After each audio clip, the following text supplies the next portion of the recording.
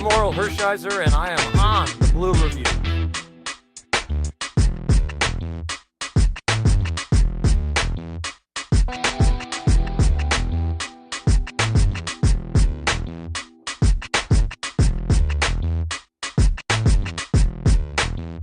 Hey, this is Sean Green. You're watching the Blue Review.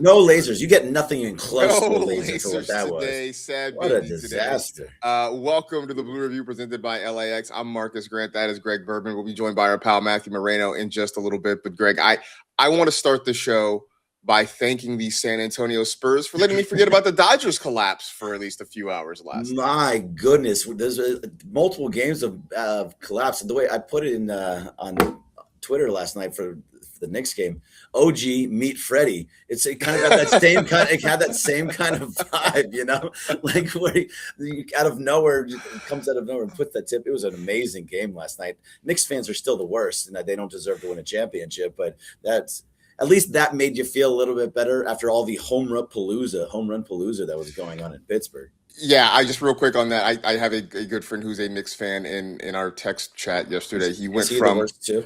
I want to say he's a generally mild-mannered person, and I've never seen him go through the range of emotions where in the first half, he wanted Wemby thrown into Guantanamo, and then by the end, he was just like levitating. So, that's kind of where we are with Knicks fans. Real quick before we bring Matthew in, we'll let you know the Blue Review is powered by LAX. The LAX Skylink train is currently in testing, preparing to provide a direct, fast, and free connection to the new rental car center, the airport terminals, and the LA Metro. For more information, visit lawa.org/ESPN. Do want to bring in our friend and DodgerBlue.com executive editor, Matthew Moreno. Matthew, yesterday was bad for Dodger fans, but I guess it could have been worse. We could have been Spurs fans. Yeah, I thought maybe I was going to be leading with that. I didn't want to distract from, the Dodgers show, so I'm glad you guys did it because that sentiment certainly, I think, was floating around after how that game ended for the Dodgers last night. Yeah, 9-8 the final score, a game the Dodgers led 6-1, and then Shohei Ohtani with not his best on the mound performance, and then on top of it, the bullpen, specifically Kyle Hurt, just sort of melted down late. The Dodgers do get a 2-run homer from Shohei in the ninth, but it ends up not being enough. But Matthew, I guess we want to start with the mound version of Shohei yesterday. Did end up giving up four runs, 3 of them earned. But more than that, he just seems to have last couple starts kind of been struggling with his command a little bit. Just I don't know if there's anything in particular to it, but he just has not looked quite sharp in his last couple outings.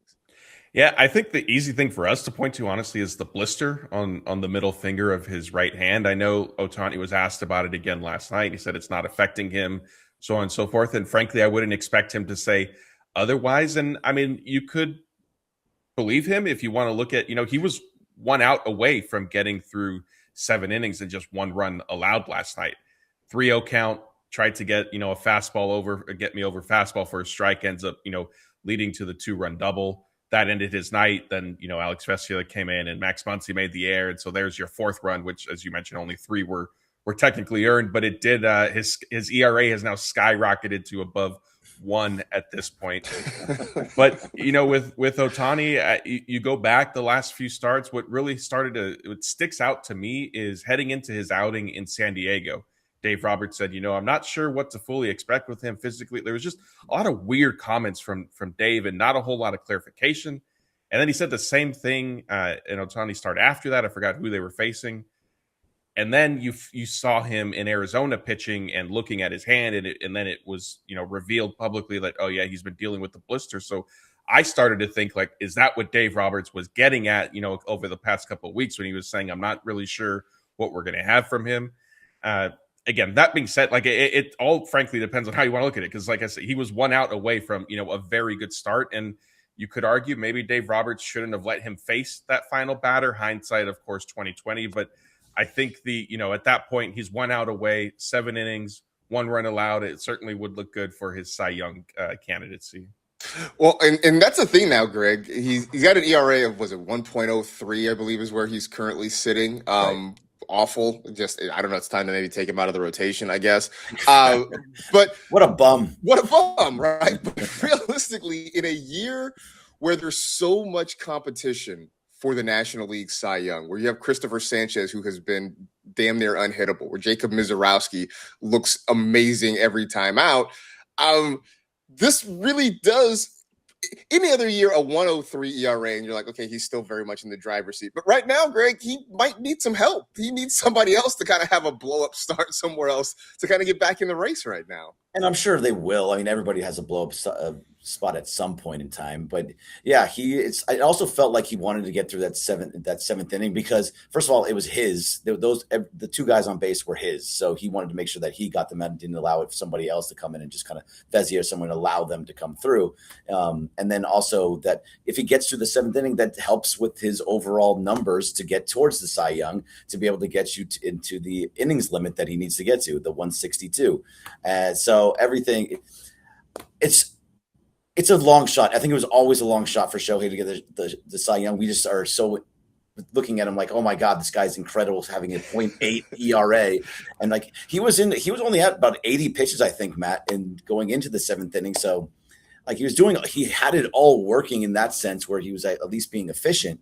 Yeah, I don't know, man. Like I think it's at some point it was going to be a long shot. Hopefully this isn't that one start that's like, oh, remember what he did in June against the Pirates? That's it. He's out. By the way, I should correct myself. It's a 1.06 ERA. So obviously, how dare you? Yeah, obviously the dude just can't pitch. The other part of this, though, Matt, is that it was Kyle Hurt that really struggled. Went just a third of an inning, gave up 4 runs, the big home run. Apparently, Tyler Callahan is the greatest man alive. Who knew? When you hit your first ever career home run off Shohei Ohtani, and then you hit a go-ahead home run in the bottom of the 8th inning, I guess they're going to build a statue for you in Pittsburgh.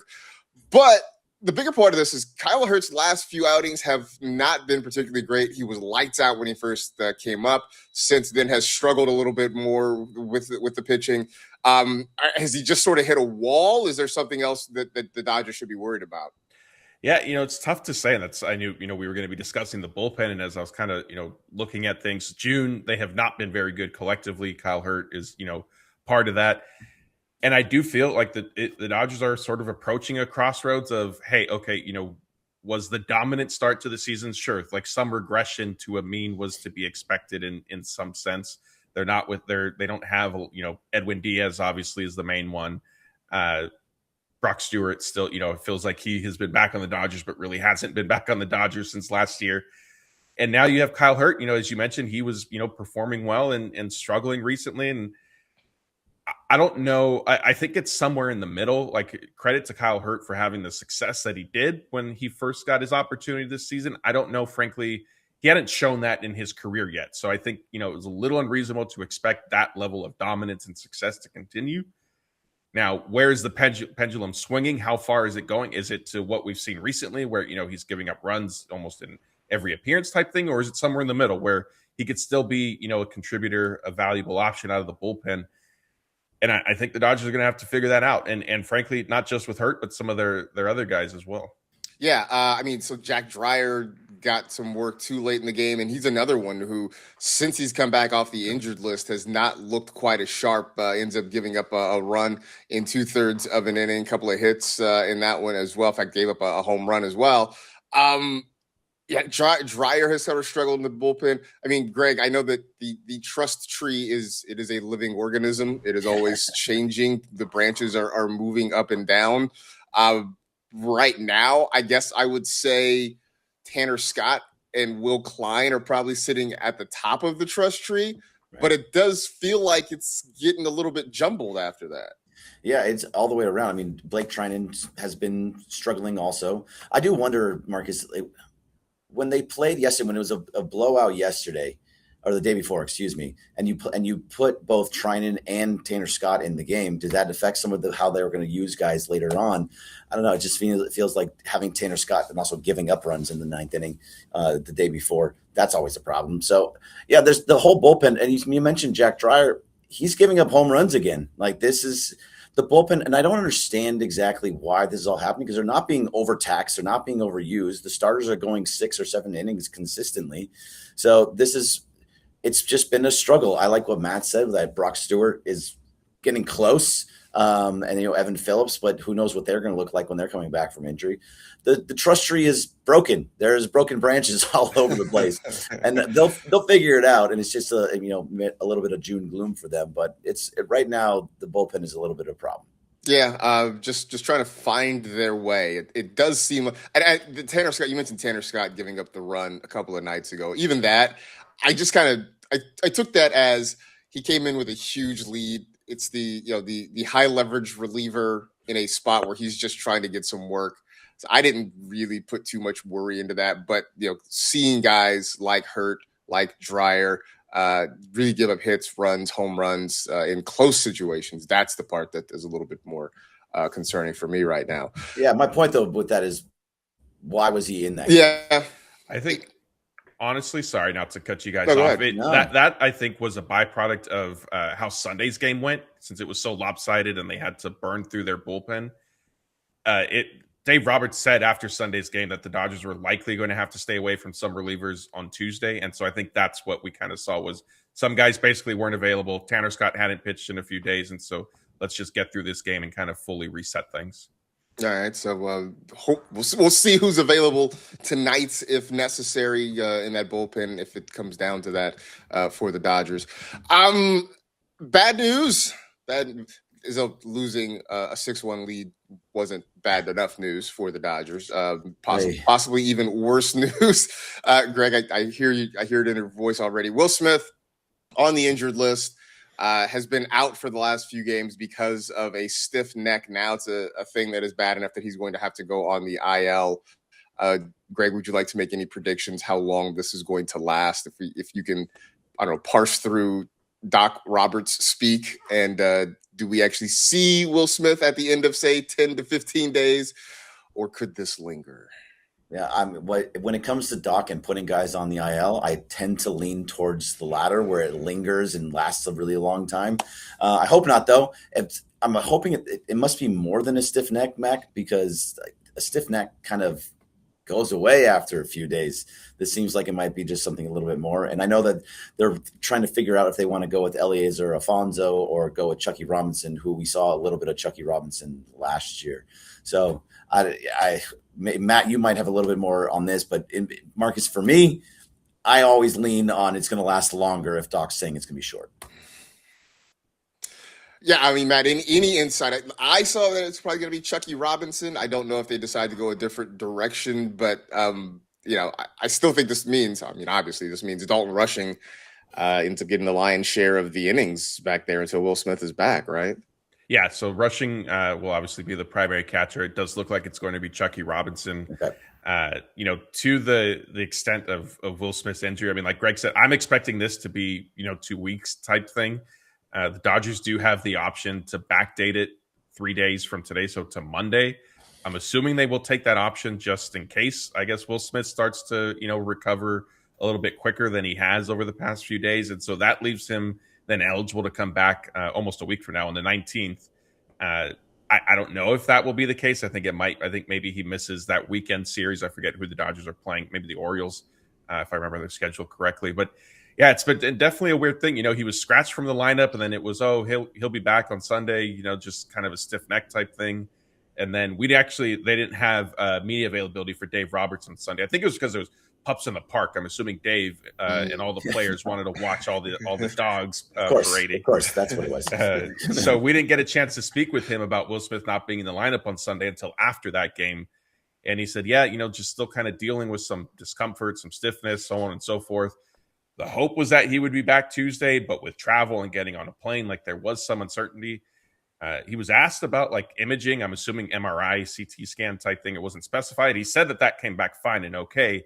But then out in Pittsburgh, when Dave was discussing Will Smith's neck, he said, I'm not really sure where we're at, with imaging and stuff like that. So a weird situation. I know that we have discussed it on this show when I've been, on with you guys. I know we've discussed it over on our Dodger Blue show. You guys have touched on it. Marcus, you just alluded to it right now. With Dave Roberts and injury stuff, it's always, you kind of need to try to, read between the lines and sort of piece things together. Yeah, it's always. I mean, we have come to the conclusion that if Dave says it's going to be a short stay on the injured list, then we prepare for a couple of months for him to be out at that point. So who knows? Well, fingers crossed that Will Smith gets back in there sooner rather than later. I mean, in the meantime, Greg, your thoughts on Dalton Rushing? I mean, yeah, I know he had the slide a couple days ago, and so he add the Pirates to the list of teams that Dalton Rushing has angered so far this season. but it does. Mad. You look, man. There's 20-something other teams that he's got to check off his list at this point. But your thoughts on it, because he came out of the box hot. The month of May was not so great. It does seem like he's starting to put it together here in June, though. Yeah, it does. I mean, not so much yesterday, but for the most part, I think when he sees consistent playing time, it seems like he starts to do a little better. And that's everybody, right? If you actually get some time to play it on a regular basis, you're going to start hitting a little bit better.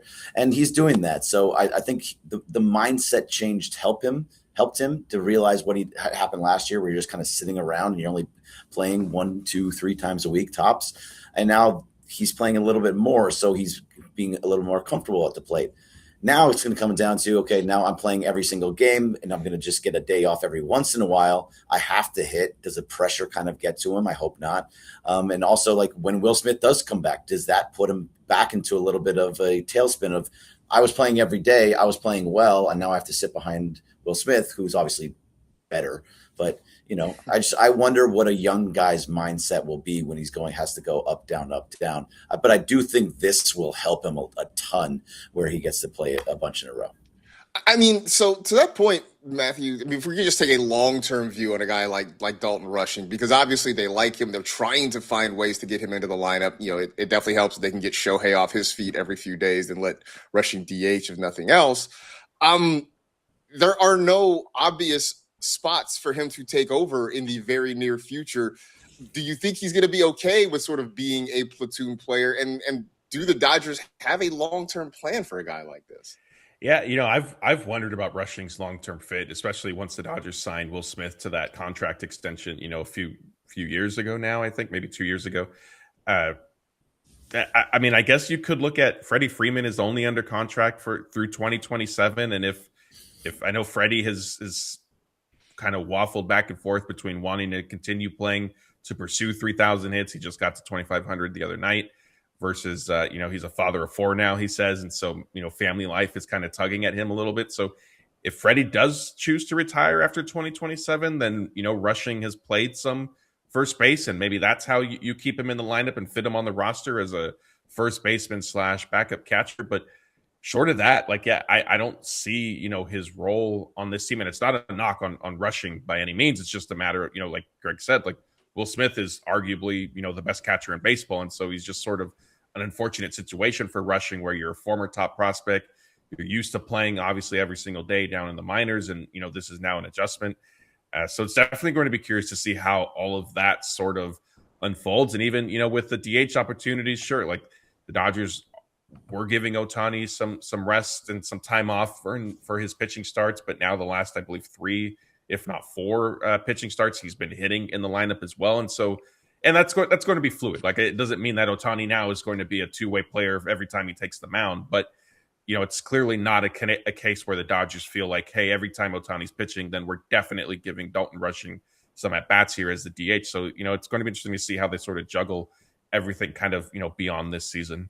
Yeah, I got. Sorry, Marcus, I got a question for you, Matt. Because we're looking at we're Dalton Rushing, Will Smith's 31 years old, and whether or not he moves to first base or what that looks like down the line, nobody knows. But the catching situation throughout the minor leagues, I don't know how much you know about the deep minor leagues, but it doesn't seem like they have a top 50 prospect that's a catcher. They've traded away a bunch of those guys, and now I don't know after Rushing what's behind there, because it looks like Eliezer Alfonso and Chucky Robinson. Not sure if those guys have what it takes to make it in major leagues consistently, but they are a team that has backups on backups, and doesn't seem like the catching spot is like that right now. Yeah, that's certainly fair. I think you could also argue, though, that you don't necessarily need that. I mean, look, Austin Barnes, credit to him for carving out a long career type thing, but he wasn't, a trailblazing prospect. He was a backup catcher, and those guys exist. And where's Ben Bortfett these days type thing. They will if they were to, trade rushing type thing in the offseason or whatever 2 years from now, like that is something they would certainly have to address. I don't know if that lack of a big time prospect right now would prohibit them from making such a move. I think they'll look at kind of the entire picture of, similar to Michael Bush, right? Like, where does he really fit on this roster? I think, frankly, they waited a little too long to trade Bush. And so we'll see, how they handle the rushing situation. If you're curious, Hunter Fiducia has 1 home run this year in 85 plate appearances for the Rays. So there's that. I was wondering about Hunter. I saw something like somebody's like, Hunter Fiducia doesn't sound like a real person. I'm like, I can verify that he is. Today, game 3 of the series between the Dodgers and the Pirates, the rubber game in the series finale. Justin Wroblewski getting the start against Mitch Keller. Greg, what do you expect from Wroblewski? His last couple starts, he's been very good. Still a guy who wants to pitch to contact. It's a Pirates team that apparently can slug a little bit, we learned yesterday. I mean, your thoughts on what we see from Wroblewski today? Yeah, this team can absolutely slug, and now especially if Callahan is going insane. I do expect a good game from Justin Wroblewski. I expect him to be able to hold this lineup down for the most part. I mean, Shohei, he gave up the 1 home run, but through 6, he was pretty clean. He had a great outing through 6, and he typically only goes 6. I think Justin's going to do the same thing, and he's going to go at least 6 innings, and he's going to look pretty good at it. His stuff has just changed over the last couple outings, where maybe not be getting all the swing and miss, but he's getting much more swing and miss than he did in the beginning of the season. And so while it's still pitching to contact, he's changed up something to make it so that he is more of a pitcher that can get outs, can get strikeouts. And if that's going to be who he is, that's just all it does is just help this team. Yeah, I mean, can he keep this up? Can he be a swing and miss guy, Matthew, or is he always going to be a pitch to contact guy? Oh man, I think as a starter, he'll probably lean more towards pitch to contact, just because I think some of that is mentality too. And Wroblewski has said it himself that, one thing he's learned from Clayton Kershaw and some of the other veteran starters that have been around during Wroblewski's career is strikeouts are great, but also that they drive up your pitch count. And as a starting pitcher, you do want to get deep into your outings, and sometimes, you need to take your quick outs. In that sense, I think the Pirates represent, an interesting case tonight by a lot of different metrics. They're a top 10 offense type thing, but also they're one of the worst in terms of strikeout rate overall. I believe they're 5th, if I remember that correctly. So, you could see a little bit of both, where they present somewhat of a challenge to Wroblewski, but also maybe there's a little susceptible to, if he does have, kind of an anomaly start, if you will, where his strikeout numbers are up the way they were. I forget which team it may have been when he, set a season high, maybe his career high with 8 or 9 strikeouts weeks ago. Yeah. Was it the Phillies? Do I have that wrong? It might have been the Phillies. I think it was, and it was 9, I believe. Yeah. Yeah. When he just sort of shocked the world with all the strikeouts there.